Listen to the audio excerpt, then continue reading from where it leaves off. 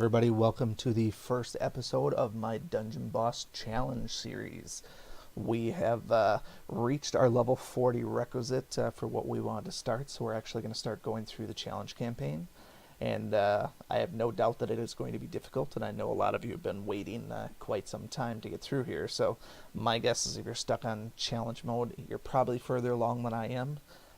But I'm going to be doing these on this account and not my main account because my main account is obviously extremely leveled up, and none of those are overly challenging at that point. So if you have a maxed out roster, obviously you probably don't need help. So running through these dungeons as is, pretty much at level with weak rosters, if we can find a way to beat them, that's going to be ultimately what we're looking for.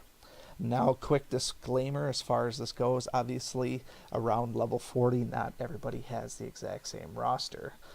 So some of you, depending on where you did your times 10 summons, might have some Igaroks and Valkans. Others might have Masuda Kiras and Balovs. You never know what the variety is going to be. So until you get to level 60 and then subsequently 70, where you start getting pretty much all of those heroes, I am going to be under the assumption that you have whatever heroes that I have. So that's about the only assumption I can make at this point.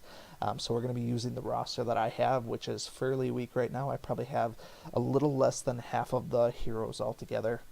I also do not have a very wide variety of the different requisite heroes. So for example, with a red tank, I don't have Furnace yet. I don't have Pygneus yet. So I am deficient in quite a few of the different categories, so we're going to be using more so of tactics than roster to beat these. So without further ado, we are going to start jumping into these dungeons. Now, because I expect them to be much more difficult, I am going to be doing these one at a time per video, and then what I will do is I will upload the bulk of them with each passing chapter, and I'll dump them all into individual playlists, just like with my boss mode series. So we'll upload a bunch of these at once every time I load them. That will, however, probably mean that I'm going to post less as well. Depending on how things go, I might just post one of these and then let things go rather than posting them all. Depends on how difficult they are. I'll make that decision after we get through. But for now, we're going to try and do shorter videos, hopefully around the 5 or 6 minutes. If we end up playing through a couple of them multiple times, then those will be some of the longer videos. But we're going to try and get through these. We are also not going to focus exclusively on 3 stars right now, because the difficulty is scaling up quite a bit. 3 stars might be out of the cards for some of these at this point here. So really what we're doing is we're looking for the Leo tokens, we're looking to beat the chapters and get the gem and the other campaign rewards. Once we get a little bit stronger roster, we can come back and try to 3-star these. Remember, we can't just wait until we're level 50 or 60 and come back and 3-star them then, because of the level scaling. So the level scaling is going to be a big issue, and it's going to prevent us from just coming in and brute forcing these with a much bigger or stronger roster. That being said, let's get into Voiceless Hunters, which is the opening act of Chapter 1. So first thing I notice about this one is, let's just start out with challenge mode in general. What makes challenge mode more difficult than regular campaign mode, or even the latter chapters of campaign mode? For starters, it's the star levels. The star levels on all these heroes are going to be much higher than in normal campaign. So just off the bat, you're looking at, instead of 1-star heroes, 3-star heroes. That's going to be a 12.5% increase in stats per level.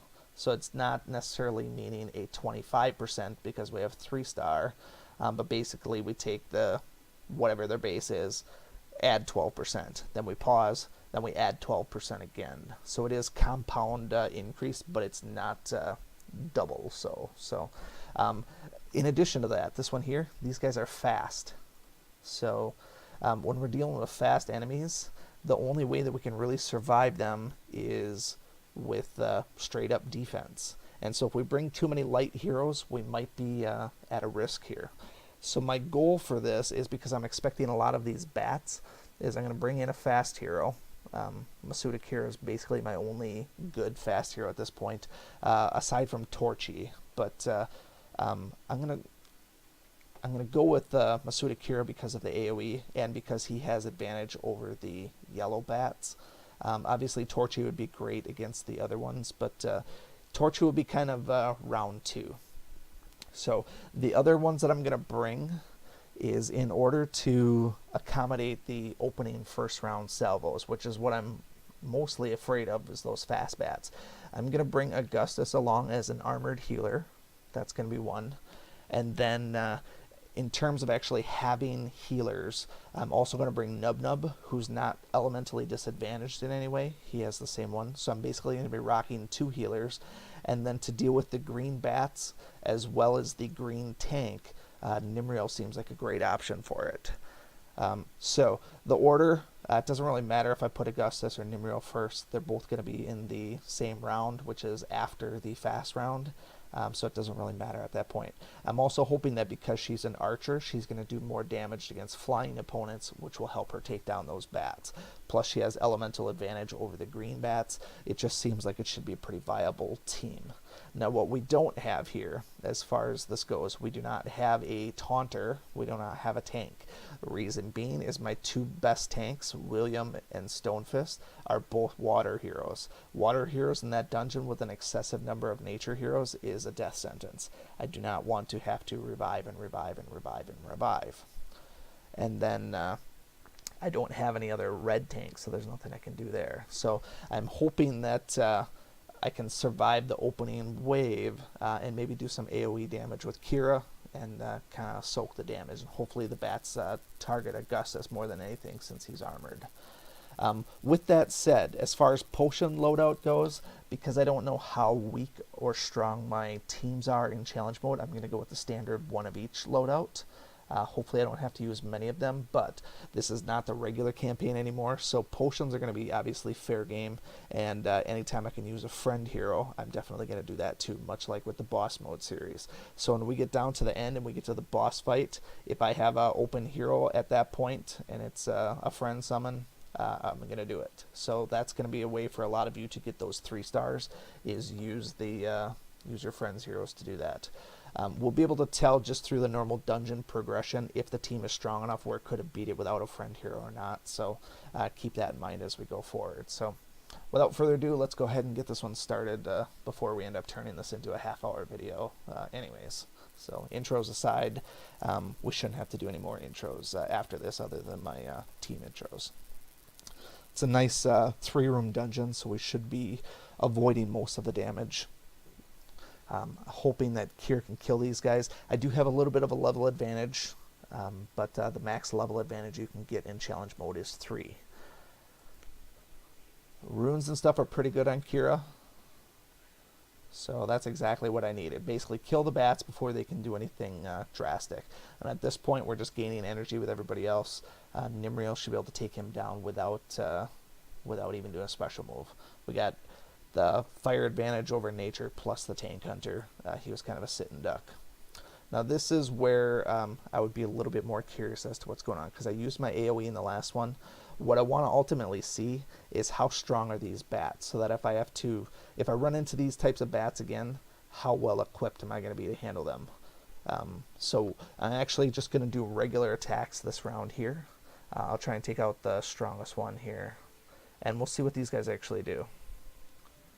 So evasion, not really an issue there, and more evasion there. So nothing really. We'll leave the ones with evasion. I'm not going to waste shots on them if I don't have to.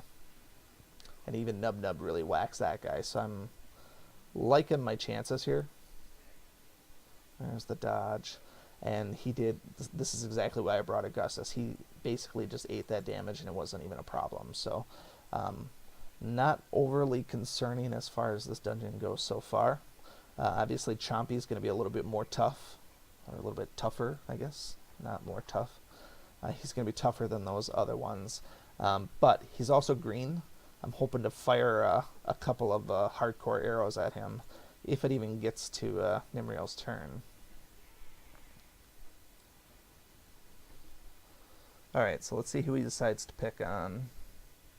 Didn't even do any damage, really, so if you're looking to get your feet wet in Voiceless Hunters, not really overly difficult. You could probably beat this with a number of teams as long as you throw a couple of runes on some people, have a little bit of defense. Looks like not a problem. And actually, everybody will have Nimril at this point, so as long as you got her, I feel like you're probably golden. No tokens, but that's okay. So, nice short video here. I doubt anyone needed help on this one, but we're still going to go through each dungeon one by one. So, if you found it boring, skip it and ultimately wait for the one that you want. So until then, we'll see you in the next one. Thank you so much for watching this video and supporting my channel. If you like this video, please show your continued support by hitting that like button, and be sure to check out both my YouTube channels for new content all the time. And always remember, peace is a lie, there's only passion. We'll see you next time.